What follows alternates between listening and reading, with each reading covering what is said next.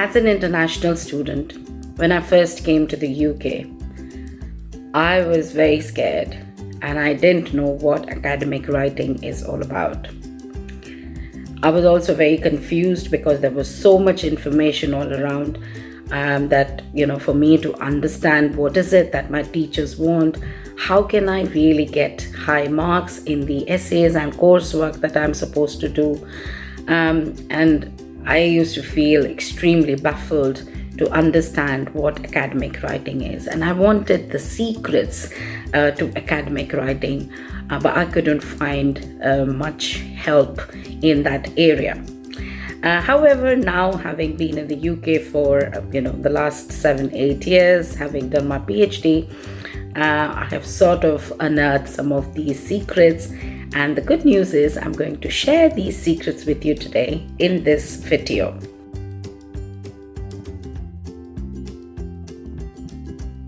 So the secrets of academic writing, thankfully, are no longer secrets, but I'm going to give you these secrets as secrets.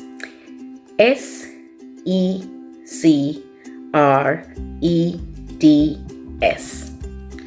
S for style, E for evidence-based, C for critical thinking, R for references, E for explicit explanations, and T, theory-driven, and the final S is structure.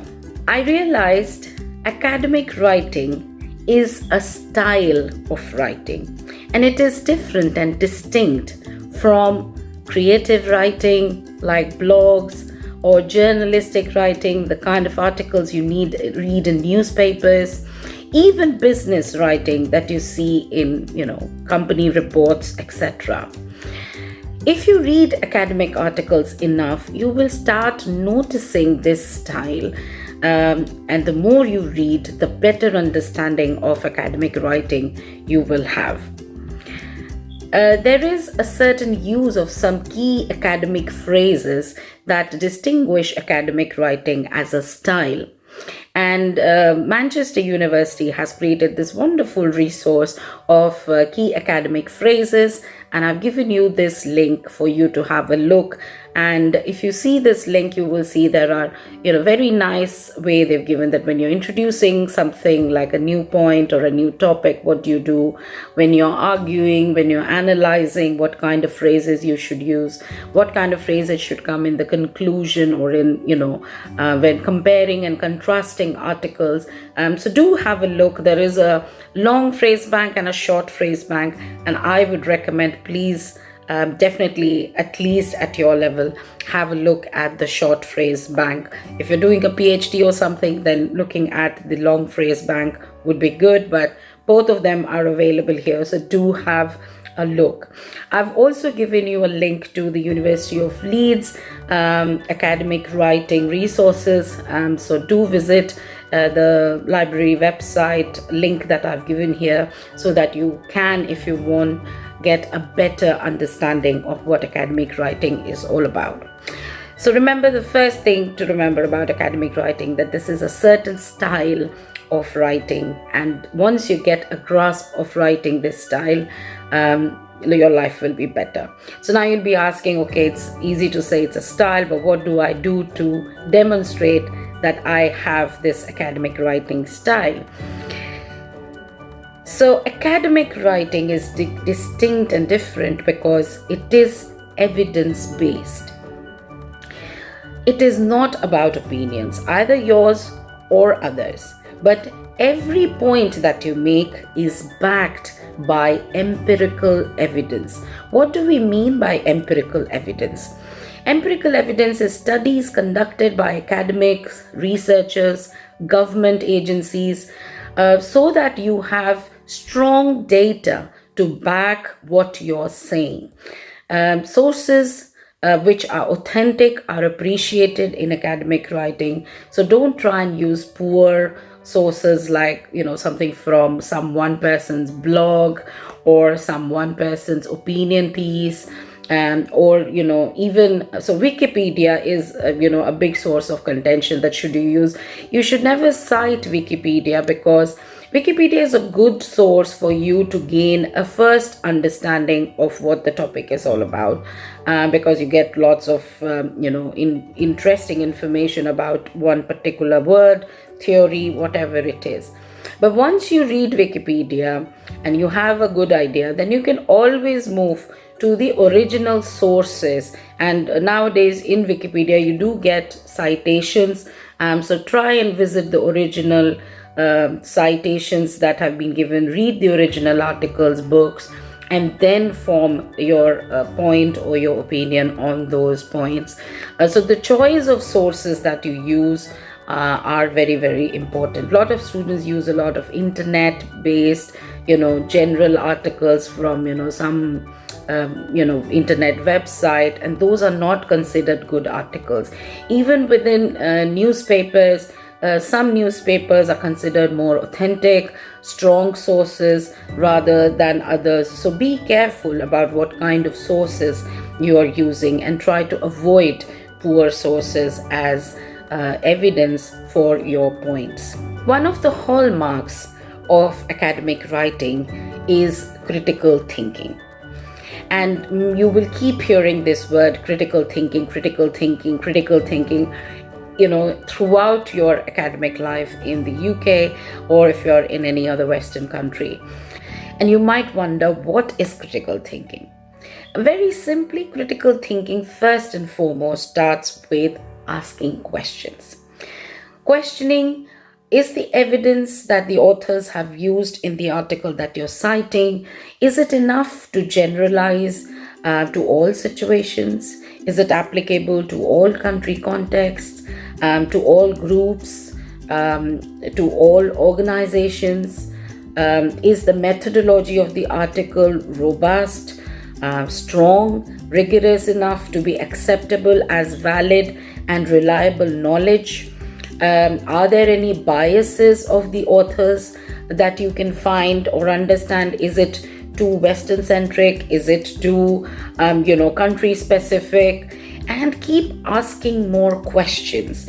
The more questions you ask, the more higher chances of you finding the gaps, the loopholes in the argument that the authors are making.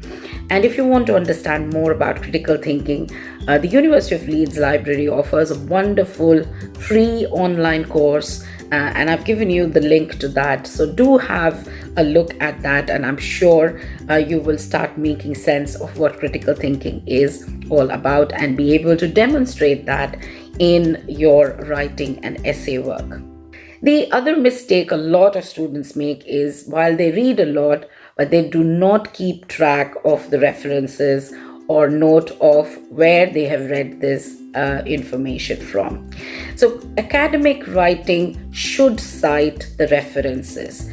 Referencing or citing using the correct reference style is very, very important to gain high marks.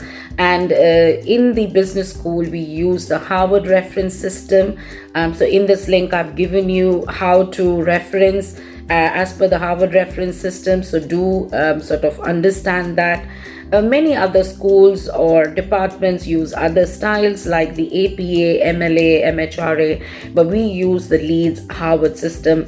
So you have to cite all your coursework and essays using this referencing system. What referencing does is it helps you to avoid plagiarism. Academic integrity is extremely important in academic writing, which means you need to make it clear which ideas in your essay are your own and which ones are someone else's. So within, let's say, a paragraph, there could be a study that you have cited, and that study makes a certain point. But then you have to distinguish, this line is from that study, or this line refers to that particular study. But then when you're critiquing it, then that may be your point and you don't have to cite that. But if somebody else has critiqued that study and you're citing that other author, then you need to cite that. So you need to be very, very honest about which idea in the essay is yours and which idea you have taken from somebody else. Even if you have paraphrased it, you need to cite that particular author, because the idea is what you're citing them for. Further, when you use good references, lot of references, it also shows your deeper understanding of the topic, that you've read widely about the academic literature on the topic. It gives supporting evidence for your ideas, arguments, and even opinions. But if, like for example, you might have an opinion on a particular topic. If you Google, if you search that and you find a relevant article that also supports your opinion, then you can say that it's just not me, but there are other authors also who have similar views, and they have done studies and their work has been published. So this is what I'm citing as support for the opinion that I have, right? And it also helps your readers to identify the sources you have used, so that if your reader wants to go deeper into the topic that you've written about, then they can always visit that source and learn more from that source. So there's a wonderful website, again from the University of Leeds, on referencing, why you should reference, how you should reference, etc. So please have a look at this link when you have time. When I was a student, one of the feedbacks that I used to regularly get was that, why don't you just make clear what you're wanting to write, right?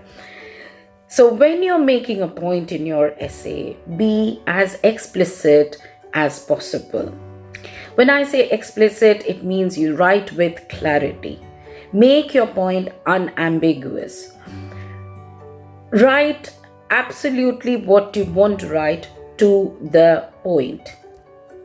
This is not a suspense thriller, where you have to create a suspense and right at the end you're going to reveal who the killer is. In academic writing, we always say, right in the beginning, just say, the butler is the killer. Okay, and you don't have to wait till the last chapter for somebody to discover that this is going to happen. So guide the reader. Use signposting throughout, that this is what I'm going to do, this is what I found, this is what I'm going to do next. So use the signposting for the readers to understand. Make explicit what you're going to do in your essay. Explain the keywords or the points. Do not make assumptions that the reader would know this. Like for example, sometimes you use acronyms or short forms. Don't do that. At least for the first time when you're using a phrase or a word, give the full form of that acronym, and then later on you can keep using the short form. And don't even assume that your teachers would know this, because when we are reading your coursework, we are of course your teachers, but we're trying to read it as a reader to understand that, do you know how to write academically, so that if your article or your essay is read by somebody else, they should also be able to understand.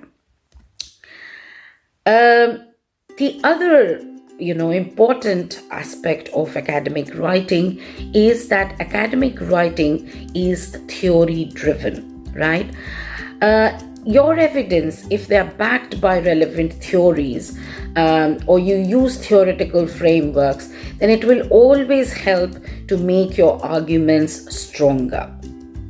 A good theoretical underpinning also demonstrates your higher learning skills, your higher understanding of the topic, and it gives you the opportunities to demonstrate your critical thinking by critiquing the evidence or the theories used by other authors.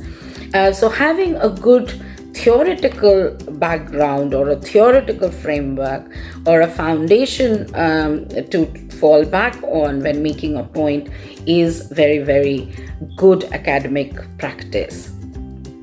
Finally, one feedback that I think almost every student gets is, especially in the early days, is structure. Okay.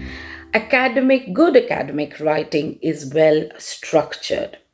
So, of course, there is an introduction, there's a body, and there is a conclusion for the whole essay. But it's just not the essay, but even the paragraphs within the essay have to be well structured. For the paragraphs, I have another small short sort of success formula for you, which I found very interesting and helpful. That's called the PEEL, PEEL. The first P stands for point. So state it up front, right in the first sentence of your paragraph. Say what this paragraph is all about, right? What is the point you're going to make in this paragraph? Explain the point, clarify what you mean by that point, provide evidence to support your point or a counter evidence to critique the point made by another author or another writer, and then link this paragraph or this to the next point so that you keep guiding the reader. So this is going to be important. PEEL, so remember PEEL for your paragraphs. Arrange your points in a logical order, so that there is a certain method to the madness that you have in your essay, so that it's easy for the reader to understand. Use signaling words like firstly, secondly, finally, these kind of words, and there are more about this in the link I've provided below. And remember, a good introduction and a good conclusion are very, very important apart from the body of your essay. So writing in your introduction absolutely in the beginning that in this essay I am going to, and then say what you're going to do. What theories are you going to use? What is the key conclusion, sort of that you have? As I said, there is no suspense in academics writing. So please make your introduction and your conclusions absolutely clear. So these are the secrets of academic writing. SECRETS. Remember the secrets? S for style, E for evidence, C for critical thinking, R for references, explicit, theory-driven, and structure.